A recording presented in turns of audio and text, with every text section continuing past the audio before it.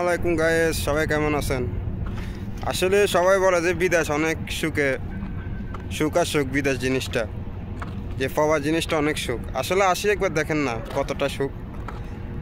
এই পিছে দেখছেন, এই যে তেল সাপ্লাই হয়, যে সৌদি আরবে তেলের খনি মূলত মরুভূমি থেকে এই খনিগুলো হয়। ঠিক আছে, মরুভূমিতে পাওয়া যায় এই খনিগুলো।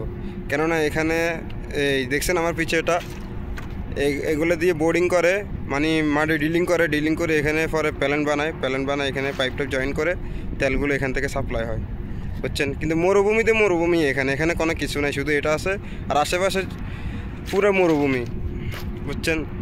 তো বিদেশ এমন একটা জিনিস যে এই মরুভূমিতে উপরে যেরকম গরম, নিচের বালুও এরকম এতটা গরম।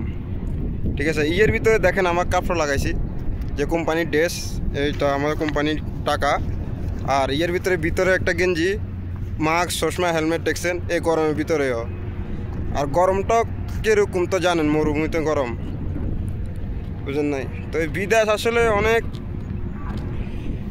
কষ্ট, ঠিক আছে।